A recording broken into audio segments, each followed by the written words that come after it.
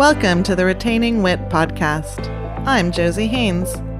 And I'm Jordana Kwok. This show tackles the challenges of keeping women in tech. Each episode, we discuss current events, experiences in the industry, and what it takes to create a workplace where women will thrive. On today's episode of the Retaining WIT podcast, we are joined by Sue Nallapeta, VP of Engineering at Apartment List. We're excited to chat with her about her journey from being an engineer to getting that executive leadership role, the challenges of being a mom as an engineering leader, and finally diving into the topic that women are downgraded when being offered a role in tech. Sue, thank you so much for joining us today. Thank you so much for having me. Excited to be here. Hi, Sue. It's really nice to meet you. Nice to meet you as well, Jordana. Yeah. Can you share your career journey and highlights prior to becoming an engineering leader? Yeah, absolutely. I started my journey as a software engineer at Novell back in India and then moved to a company called Infosys. I really wanted to pursue my graduate studies. I was fascinated by the world of AI, machine learning, natural language processing back in the day. So that is what brought me to the United States. And after I graduated, I actually pursued a career here, building e-commerce software for a small e-commerce boutique firm. And I got to do everything. I did Lotus Notes administration, if you remember what Lotus Notes was. I did front-end development, back-end development, and it really pushed me in several different ways. And I got to build a breadth as well as depth in technology. And that's when I started to really feel I want to get into management. Awesome. And yes, I remember the Lotus Notes days.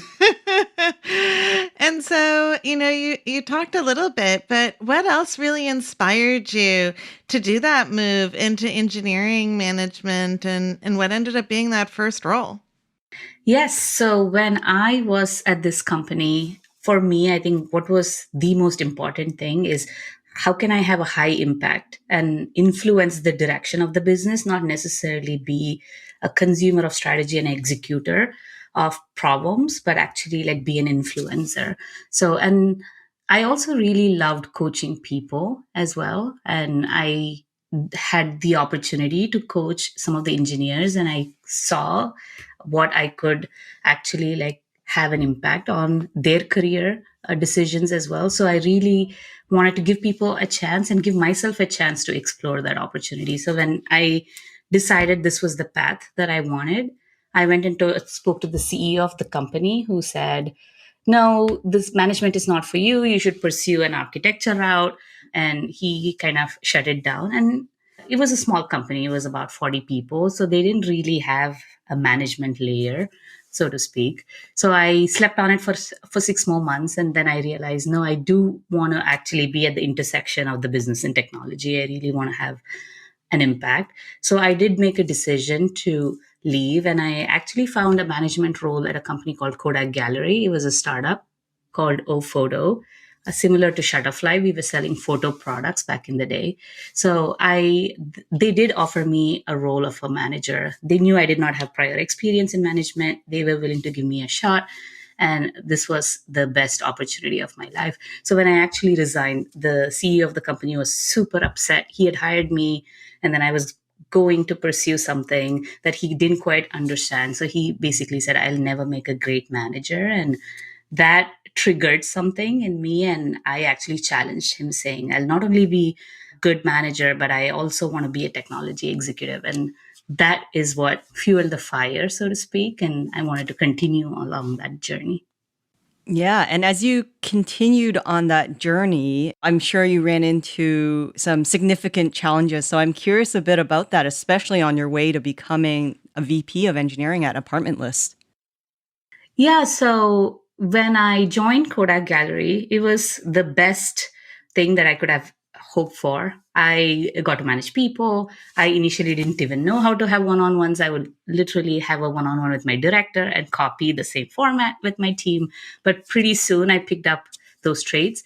The Kodak Gallery was owned by Eastman Kodak, the film and the camera company. So Kodak filed for Chapter 11 6 months into me being at this company, and we went through adversity. We didn't know what would happen to our business. We didn't know if we would stay on, if we would be sold off to somebody else, if we would separate and like try to operate on our own. And really balancing that motivation of team members as well as the transparency from leadership is something that I think accelerated my management learning, so to speak. I got a ton of experience just managing through that crisis. And eventually, 6 months later, the company did get sold to Shutterfly, and they basically shut down the entire operations. They just acquired the domain and the customers, not the employees itself. So here I was, I challenged the CEO that I'm going to go do something with my career, go be a technology executive. 1 year later, I did not even have a job. And, perspective is like, what am I doing with my life? But I continued to not give up. A lot of companies were offering me a software engineer role, and I just did not want to go back into an IC phase. So I continued to push for it. And then finally, I did get a job as a manager at Blackhawk Network, joined there before IPO. Then we went IPO, crazy growth, and got to learn a ton of things, built teams, started managing one team and then two and then three and four. So got a lot of opportunity doing a lot of different things at the company. So I was there for about 5 years, had my first daughter there as well. And it was an incredible journey with its own set of challenges. And then Zeus happened. They reached out to me for leading all of, at least most of the product engineering or the core engineering, as they called it, like more consumer facing engineering group. So I joined there as a senior director. And again, 6-7 months in, always something seems to happen the moment I join, and 6 months pass. The SVP of engineering as well as the CEO left the business, and I got to lead all of engineering. And so that was an amazing moment. That's what I wanted to do when I left my role challenging the CEO. And then when I got that opportunity, I was thrilled.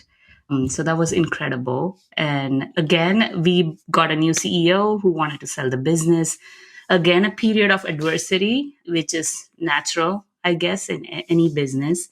So built a lot of resilience as part of that journey as well. So then finally, Apartment List happened, and I'm here. I've been here for about 4 years and helping renters find a home they love. Thank you so much for sharing that journey. It was amazing. And I loved how you really showcase where resilience really comes to play in staying and thriving in this industry. And so, looking forward to this upcoming year, we're hopefully getting out of COVID, but potentially going into a recession. And so, what are some of your top priorities from that engineering leadership perspective? Yeah, so I think the macro climate has impacted several businesses, including ours. Unfortunately, we had to do a round of layoffs a few weeks ago, and that's unfortunate. And during this environment, what I've realized, it's not at all about growing teams, building teams, scaling teams. It's about delivering value, the most important value to the business. So for me, as I go into the next year, some of the things that come to my mind include, how do I build an inclusive environment? And by extension, how do I retain the people that I already have? And how do I motivate them through this period and to be able to deliver that value that we just talked about? And then also, how can I rally the team to really feel excited to deliver those outcomes? And how can I use technology to actually like innovate and provide solutions to the business? So those remain my top priority, especially people during this critical phase. And how can I actually excite people? How can I grow their career? Given we are not going to really be hiring for a while, how can I continue to motivate them during this period? Yeah, thank you so much for sharing some of those insights that you have, especially given the uncertainty in today's economic environment, social, political environment, so much uncertainty going on. So I'm glad that you're keeping that very much top of mind. Something you had mentioned earlier is, throughout your journey, you had a daughter. And so I'm curious about what are the biggest challenges of being a mom and an engineering executive? Yes, I think they feel similar a lot of times. Sometimes how I manage my team and how I parent my daughter, I think a lot of times they collide with each other. The way the parenthood changes you, like, so does being an executive. I think it changes you quite a bit.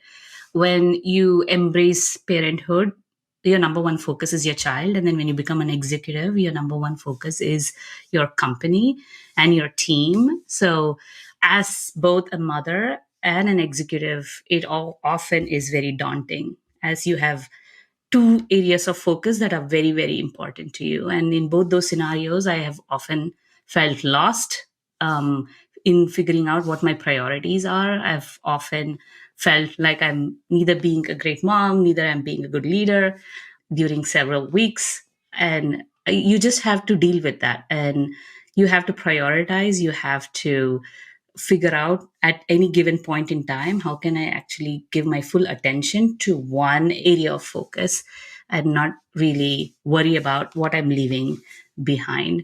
And I also have a great support system. So my husband supports me quite a bit, which so where I don't have to feel like I have to make a choice between being a mother as well as pursuing my career goals. So that I've been super fortunate there with the support of a family that helps me navigate both. And then also, when your role as a person evolves, your expectation of yourself sometimes does not evolve, and you need to allow yourself to actually help you succeed and do not hold yourself to unreasonable, unrealistic expectations and standards. The reality is that you cannot always strive for maximum efficiency and effectiveness. You have to redefine what success looks like. And a lot of times I have to go back to the drawing board and figure out, okay, what does success look like every week, every month, and so on. Thank you so much for sharing that. And it truly does come to that balance and realizing that, yeah, you need to just fully focus on where you're at, because 10 minutes of just pure quality time with somebody where you're really interfacing with them can be so much more valuable than even hours where you're potentially multitasking and not actually fully dedicating to one area. So while you're talking about it as a mom, I think it's honestly something that applies to all of us as we grow in our leadership roles. Yeah, I think that compartmentalizing becomes the key. How can you compartmentalize so that you are giving 100% attention? It's not always your kid or your work. Sometimes it's your friends and it's your extended family as well. So how can you actually prioritize and make decisions on key things that you want to focus on every day? Absolutely. And so going back to, we were talking about some of your top priorities for the coming year, and a lot of it was around building an inclusive team and culture and motivating them. So I'd love to hear more about your thoughts on how you're going to do that. Yeah, so inclusive culture for me requires two things. One is, how can you create space for feedback? And how can you learn from that feedback and continue to always improve? And then two, how can you create that psychological safety for people to feel they can voice their opinions, they can embrace conflict, they can actually come and seek help when they're stuck. So for me, I think building an inclusive culture is actually making sure that you're creating space for that feedback within your business, as well as creating the psychological safety for the team. Some of the examples of how we've been able to create that at Apartment List is, one, we have several avenues for feedback. We follow Agile, so we have the sprint retrospectives, but outside of that, I actually have this tool where it sends out a survey once every quarter, and we actually seek feedback. And then after that, we can have each and every eng manager for every team to follow up on the survey feedback and continue to ask pointed questions. So let's say if the survey said, I'm not happy with our tech debt and how much progress we have made towards tech debt, it allows for individual managers of the team to go and ask for, talk to me about, like, how would you change this, or what specific areas do you feel we should immediately focus on, and go back and forth, both either anonymously or letting people actually voice their opinions in public and react to it. So I think for me, that is super critical, because your feedback doesn't end with one survey that you take, but how do you actually continue to adapt and take action on the results? So that's one thing we do. And then along with 360s and stuff, we focused on creating employee resource groups within the company over the course of last year and a half. And I think that's been super effective for people to get involved, to at least a forum where they feel they have that psychological safety. They can actually like work closely with people, like-minded people that they feel comfortable with. And that's a great avenue for us to continue to build an inclusive culture. Then I think there is, how can you create that safety to take risks?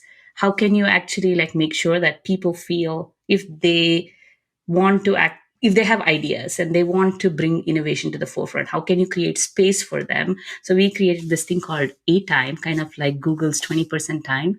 So every engineer, it started with every engineer getting about 1 day every 2 weeks to work on something they're passionate about. It evolved into 2 days every month. And now it's one whole week in a quarter. And Hack Week style, we provide that safety forum where they can actually build tools, either for customers or for the business, or to help other cross-functional teams. And that's been super critical. We also made our salary bands transparent, especially for ICs. I think that was, one of the top most pain points that people experience is that like I'm not being paid, and there is no fairness, and making that band transparent. And every cycle, we have 2 cycles every year, making sure that we go back and ensure that people at the same levels are making the same amount, and ensuring equity across the board as it relates to salary was a big push as well. And then last but not the least, as I talk about psychological safety from my own experience, I did not get a promotion when I went back. When I went on maternity leave and came back, I was told it's going to be too hard for me. I'll need a little bit more time before I could actually like be promoted. And it was essentially not what I was capable of. It was more about somebody else was making a decision for me. So to combat that, one of the first things that I did is, if there are women on my team who are pregnant and who want to go on maternity leave, we actually evaluate beforehand, before they go on the leave, if they're eligible for a promotion over the course of next 6 months, and then we promote them before, so they don't have to worry about it when they come back. And then we also set expectations that when you come back, it's going to be a new role, but doesn't mean you need to come in and start operating at the next level right away. Let's give you some space so you can actually take the time and slowly join the business and reset based on expectations. I really love that practice before someone goes on parental leave. I mean, this applies equally to men and women, to be able to evaluate them ahead of time, because I do often see people returning from parental leave. It's like a slow adjustment to get back up to where they were previously. And when you do some kind of evaluation, especially if they go out for 6 months, if the question is, what is their impact? I mean, clearly, they haven't had impact in the past 6 months with the recency bias, and they're really at a disadvantage. So I love that you're making it very explicit that, hey, we should be doing this before someone goes on leave. And as we're on this topic of leveling, promotions, a topic that keeps coming up, and this came up in our diversity community around how women engineering leaders, we find ourselves commonly down-leveled or downgraded when we're offered a new role.